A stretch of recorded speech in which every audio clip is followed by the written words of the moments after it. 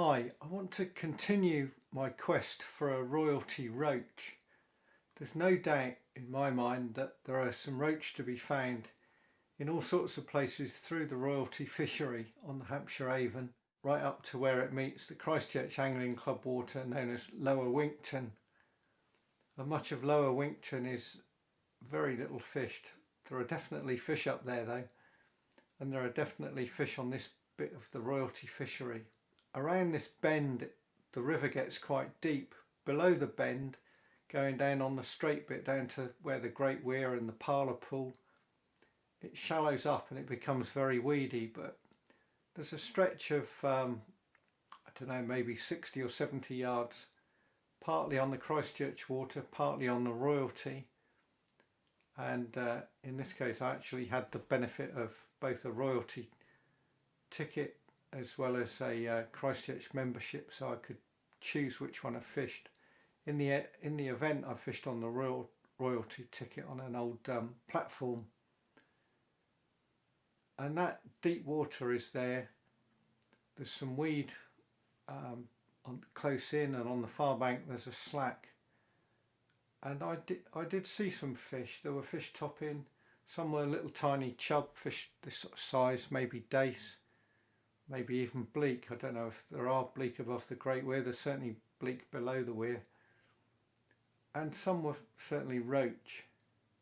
And I fished away for a while, and eventually I did get 3 bites on tares. I did try bread punch and sweet corn.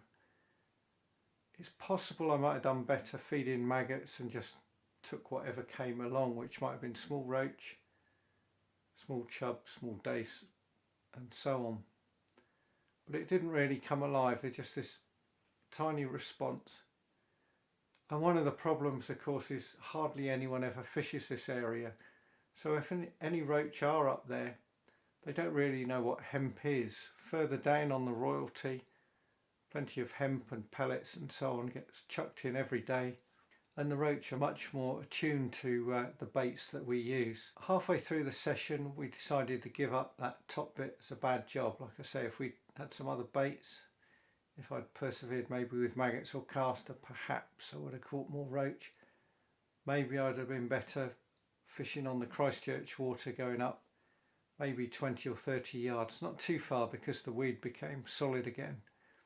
Although there's no doubt that going further up, still there are other swims up there that might have been better. Drop back to where we started when we came in at from the fisherman's car park near the parlour, went down below the parlour down to the pipes, and there's a sort of deep hole, nice swim between the pipes there, and I fished just above the top pipe of the two and tried different baits. Tried tares again, corn, some soft pellets and so on. Didn't really get much. I did get another roach, as you can see here, on that, and that was on corn. 1 or 2 little chub on I think on corn as well, and a bleak. And I think it's a sort of swim where there might be some better fish as well on its day. Whether they were there when I was there, I don't know. Maybe I didn't fish it right. And of course it's possible to fish this swim from both banks, and I was on the west bank rather than the east bank. Continuing the theme from the first one, I was just browsing through some Anglers World magazines from the mid-1960s. That's a long time ago. And one of the anglers who was closely associated with Anglers World back in those days was Peter Wheat, who at the time I believe lived in Christchurch. I think he's still around. He doesn't live very far from me. I think he was at one time the editor of Anglers World, and he often wrote articles in there, quite often about the barbel. He was a very keen barbel angler back in the day, back in the 1960s, and often fished the royalty. There are front covers with Peter netting a barbel up to his waist in water.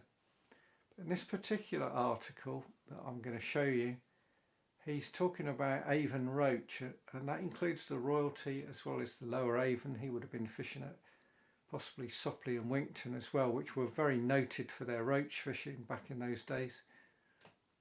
And one thing he mentions, which is interesting, is that although the sort of ideal swims that a barbel angler looks for and a chub angler looks for are those ones with hard gravel bottoms, for the roach he seemed to think that the swims with more of a silty bottom, and they do exist, these sort of slacks on the Avon with that sort of soft mud, not totally dead slacks, but just a lot slower than normal, often quite a bit deeper, might be the places to look out for an Avon roach.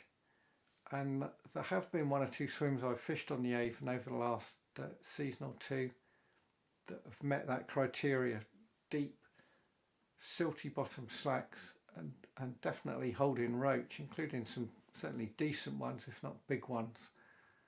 So that's something to think about.